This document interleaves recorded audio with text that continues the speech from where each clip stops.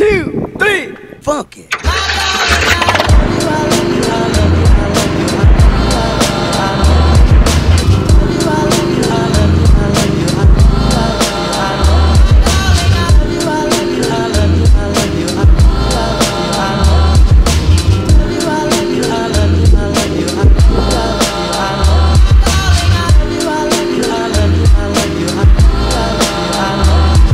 Salut à tous, alors ça fait un petit moment que je vous avais pas donné de nouvelles sur le vlog, donc voilà qui est fait aujourd'hui. Je pense un petit peu de temps pour pouvoir le faire.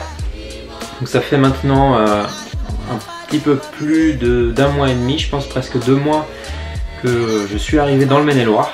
Donc j'habite à peu près à 20-30 minutes du centre d'Angers. Je suis hébergé chez un couple d'amis et leurs enfants en attente de pouvoir arriver en terre promise, c'est-à-dire que notre projet communautaire avait pour cible un petit village qui s'appelle Savenières. Il y a déjà une famille qui est sur place et je devrais normalement pouvoir les rejoindre dans ma propre habitation pour l'instant d'ici quelques jours.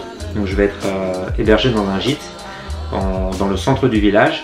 Pour ce qui est des projets un peu plus, on va dire, professionnels, j'ai redémarré l'activité de mon projet que j'avais démarré déjà en Ile-de-France qui s'appelle Urban Microgreens, qui est la production et la commercialisation de jeunes pousses. C'était un projet qui vient s'inscrire dans un partenariat de vente avec la ruche Kiliwi. Et depuis quelques jours, je travaille également avec un restaurateur dans le village de Savenières. Nous avons pu également trouver les terres qui allaient nous servir à notre potager communautaire. Donc ce sont des terres qui vont nous être prêtées par un domaine viticole qui s'appelle le domaine du Clausel, qui est situé à Savenières, à quelques centaines de mètres de là où je vais habiter dans quelques jours. Donc c'est un ancien potager qui a réhabilité.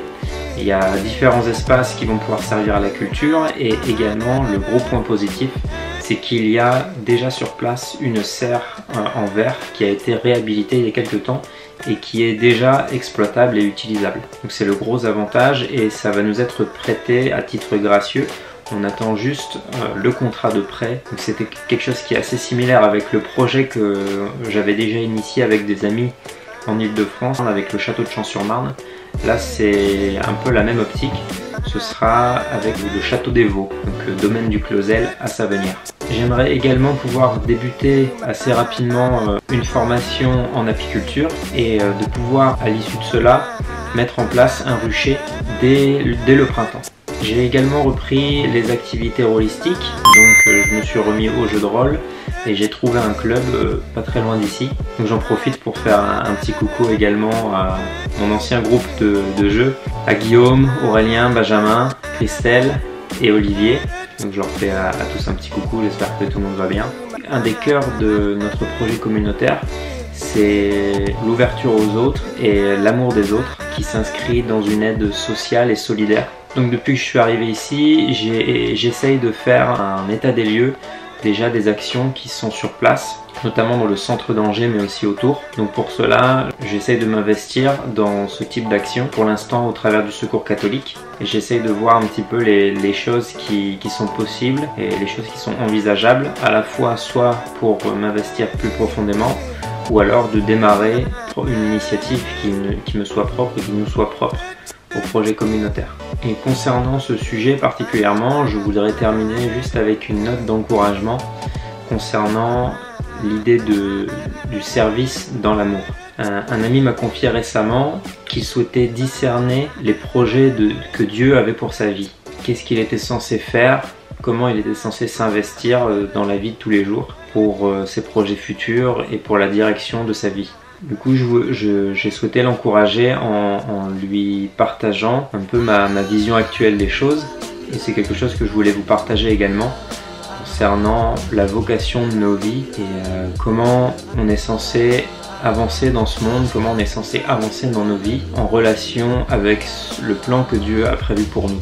Parce que souvent on a un peu cette idée que notre vie est toute tracée, qu'il faut absolument pouvoir discerner la voie de Dieu et la volonté de Dieu pour nos vies. Et je pense que c'est vrai, mais aussi à des moments où on n'a pas l'impression de sentir une direction particulière, la question reste à se poser de qu'est-ce qu'on fait de nos vies. Et je voulais reprendre avec vous un ou deux versets qui pour moi parle de ce sujet-là. En premier lieu, je vais prendre 1 Jean 4,16 que je vais vous lire. « Or, nous connaissons et avons cru à l'amour que Dieu a pour nous.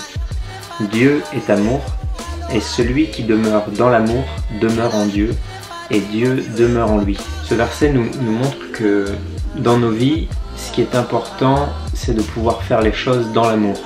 Parce qu'en étant dans l'amour, en demeurant dans l'amour, on demeure en Dieu et dans la volonté de Dieu. Donc toute action que nous entreprenons dans nos vies, faisons-le dans l'amour. Parce que si volontairement et consciemment, nous accomplissons les choses dans l'amour, alors nous les accomplissons en Dieu. Et Dieu est en nous et avec nous et demeure en nous au moment où nous les faisons. Donc un deuxième verset que je souhaitais vous partager, c'est 1 Jean 4,7 qui nous dit « Bien-aimés, aimons-nous les uns les autres, car l'amour est de Dieu, et quiconque aime est engendré de Dieu et connaît Dieu. » Donc c'est clairement en lien avec ce que je viens d'expliquer, c'est-à-dire que quand nous nous aimons les uns les autres et que nous accomplissons des actes de service et d'amour, nous sommes engendrés de Dieu, et l'apôtre Jean nous dit ici que nous connaissons Dieu.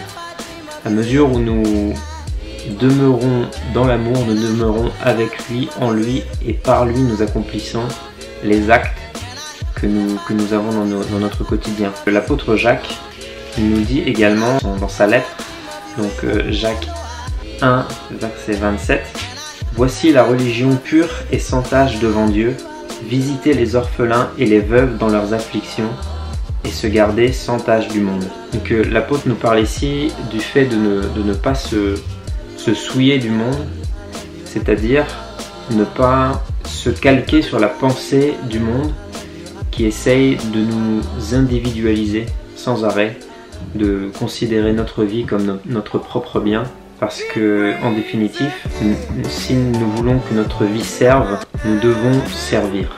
Je vous laisserai avec cet extrait d'un discours du pape qui nous dit justement sur ce sujet concernant le service et le don de soi, que notre vocation en tant que croyant, en tant que chrétien, nous avons une vocation à la charité et au don de soi.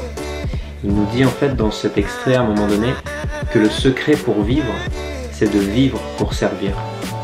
Parce que ce qui reste de notre vie au seuil de la mort, ce n'est pas ce que nous avons gagné, mais c'est ce que nous avons donné. Et moi je crois que si dans nos vies, nous accomplissons les actes que nous accomplissons dans l'amour, avec une notion de service et de don de soi, c'est à ce moment que nous touchons à la réalité de Dieu et de la vie de Dieu qui s'écoule en nous. Parce que c'est ce que Jacques nous dit, la véritable religion qui est sans tache et qui est pure, c'est le don de soi, ce sont les actions d'amour, de bonté, de don de soi et de charité qui transcendent l'aspect que le monde essaye de nous inculquer en nous individualisant, en essayant de nous faire croire que ce que nous avons nous appartient, ce sont nos biens propres.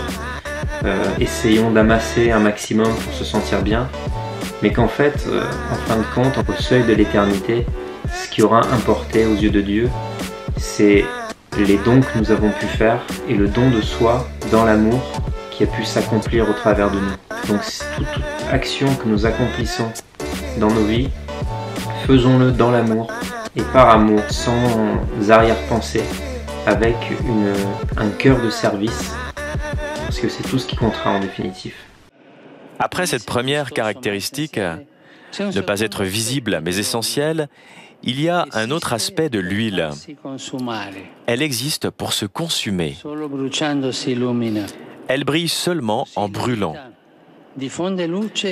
Il en est de même pour la vie. Elle répand la lumière seulement si elle se consume, si elle se dépense dans le service. Le secret pour vivre, c'est de vivre pour servir. Le service est le billet à présenter à l'entrée des noces éternelles.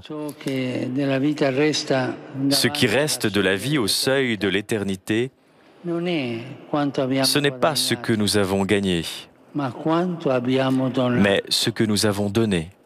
Le sens de la vie, c'est donner réponse à la proposition d'amour de Dieu. Et la réponse, elle passe à travers le véritable amour, le don de soi, le service. Servir coûte, car il signifie se dépenser, se consumer. Mais dans notre ministère, celui qui ne vit pas pour servir ne sert pas à la vie. Celui qui garde trop sa vie la perd. Donc voilà, je vous dis à bientôt pour de nouvelles aventures. Passez une bonne semaine, un bon week-end. Ciao, ciao.